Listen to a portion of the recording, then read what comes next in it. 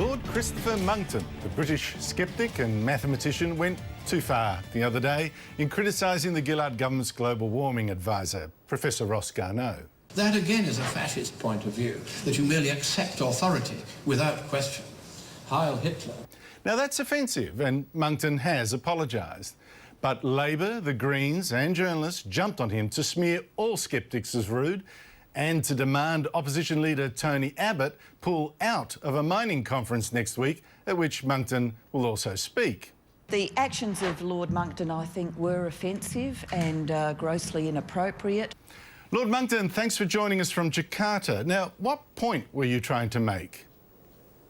First of all, I should apologise on air once again to Professor Garnaut for having made the point I was trying to make in such a catastrophically stupid and offensive way, and I have written to him to withdraw that unreservedly. But the point I was trying to make is that you do not, in science, just salute and obey authority. You check. That is how the scientific method works. And for Professor Garnaut or anybody else to say that just because he's not a climate scientist, therefore we have to believe everything the climate scientists say without checking, that is not how science works. And that's particularly so, I would have thought, when the climate science theories that we're getting on global warming seem to be falling apart a bit.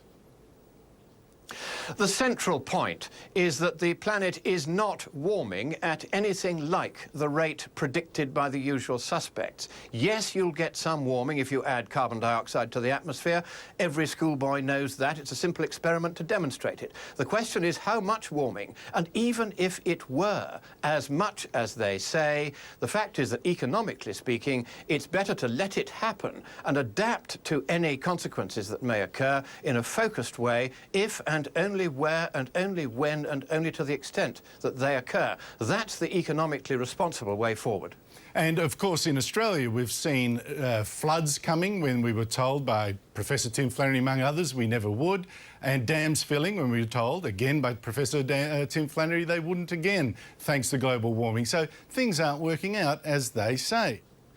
That's exactly right. I think one should question everything. The Brisbane floods, of course, first of all, they said there weren't going to be any because of global warming. Then along came the floods, and they said the floods were occurring because of global warming. And Garnaut himself does this over and over again in his report. He says, of course, you can't ascribe any individual event to global warming, but these are the sort of events we would expect to see with global warming. No, they're not. The Brisbane floods of, I think it was 1886, were far worse than these ones. It's happened 4 or 5 times in the last century, and the idea that all of these were because of man-made global warming simply doesn't stack. Now, they've piled on to you and tried to also embarrass Tony Abbott into not talking at the same conference as you. It seems to me this is an attempt to delegitimise debate, to marginalise sceptics, to avoid having to debate them and answer questions like yours.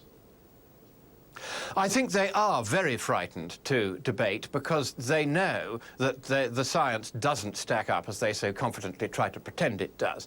So they duck out. I mean, after all, if they were really upset at remarks of the kind I made, then why didn't they dissociate themselves from those on the extreme left who showed pictures of Howard, your former Prime Minister, behind exactly the same Nazi banner that I have improperly used, and showing him wearing an SS uniform and directly comparing him to Hitler, which is more than I've ever done. I mean, this kind of behaviour, there are clear double standards. In the Herald Sun only the other day, there was somebody who said, oh, why don't we gas these sceptics? That would teach them a thing or two. Now, which regime was it that used to go around gassing people it disagreed with? This kind of thing is going all the time. There was another one just last week, people saying, why don't we tattoo the sceptics with their opinions to brand them? That was in the Sydney Morning Herald, being indeed. used, and the left make no objection to that at all, do they?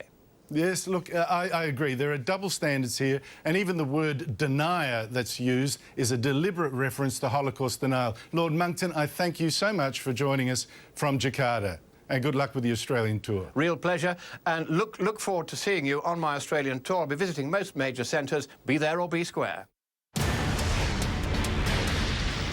10 years ago, an internal Liberal Party document was leaked to the media, showing voters thought John Howard's government was mean, tricky and out of touch. It was huge news for weeks. A number of Liberals are convinced the Stone memo was leaked to damage Peter Costello. Fueling their anger is suspicion that it came from the Prime Minister's office. Now contrast. On Thursday, an internal Labor Party document was leaked to the Sydney Morning Herald, showing voters thought Julia Gillard was cold, dishonest and not Prime Minister material. This time, almost zero media interest. In fact, the journalists asked not one question about it at Gillard's press conference that day. How soft on Gillard? Tiny Libya has for 3 months been bombed by the pride of the West, the United States, Britain, France, Italy, Belgium, Denmark, Norway and Canada. It should be a no contest. But, in fact, some of the Europeans have run out of missiles, Britain's air chief warns the RAF can't cope, and Italy now wants a ceasefire.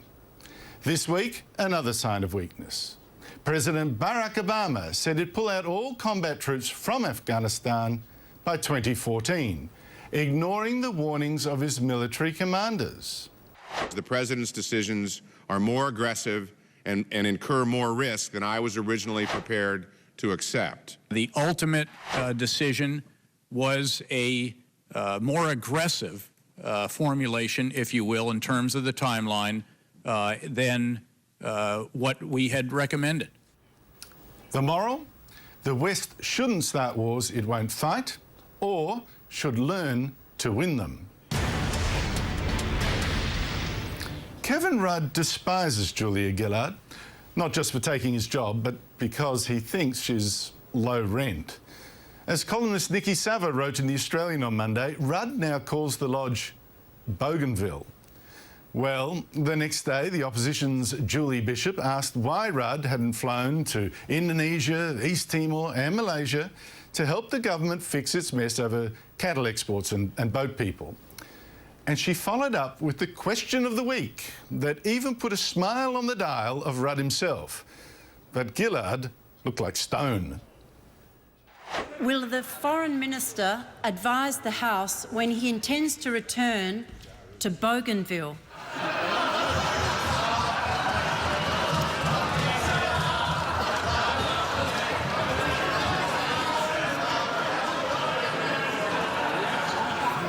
When the House comes to order. And do we read anything in Rudd's answer?